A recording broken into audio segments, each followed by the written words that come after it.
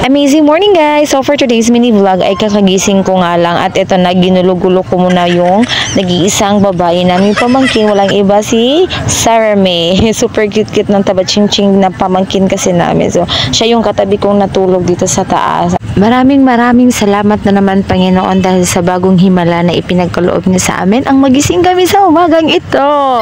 Panibagong umaga na naghahatid sa amin ng panibagong pagkakataon at pag-asa. So sobrang maraming salamat talaga po Panginoon, lalong-lalo na sa araw na ito dahil ito ay araw ng aming mama, dahil kaarawan ni mama at ni Kuya Tony na hipag namin na asawa ni Ate Marlene. Sa 5th floor ay mag-escalator lang ako papuntang ground floor. So hindi pwedeng hindi ako bumuga ng mabangong hininga sa inyo guys. At kaway-kaway, hi madlang ka-amazing!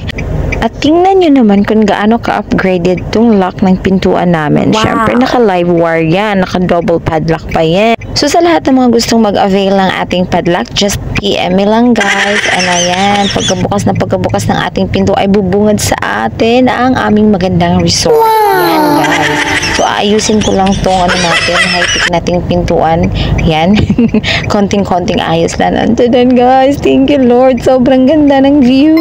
Kasing ganda ng kaharap nyo ngayon guys. At syempre aminin natin na pag nasa probinsya tayo, mas masarap yung gising at mas na-appreciate natin yung mga bagay-bagay. Kung sa bahay ni Big Brother guys ay patibayan ng loob at diskarte para magtagal ka, dito sa amin ay patibayan ng likod. Kasi buong araw kang nakayuko. Simulan na ang sipag-sipagan for today's mini vlog.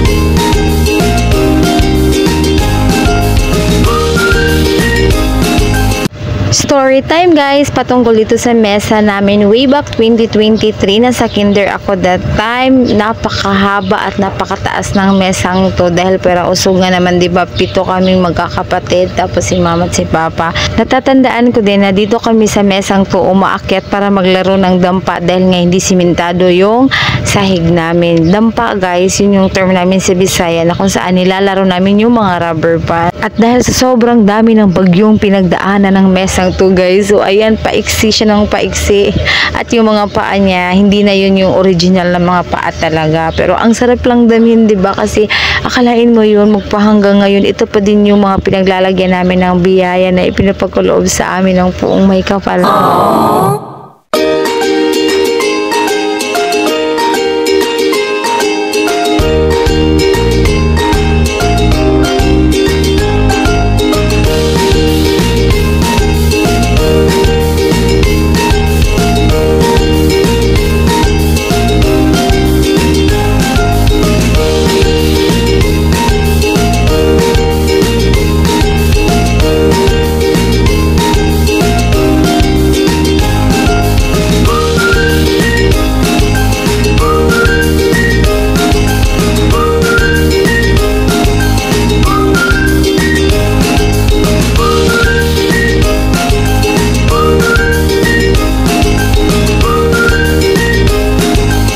Habang abala ko sa pagliligpit ay biglang pumasok tong bibong pamangkin namin at abala din siya guys sa pagbukas ng maleta ko at may pa-cute face pa yan. Ay, sinalungkat niya na guys. Pinilit niya talagang buksan.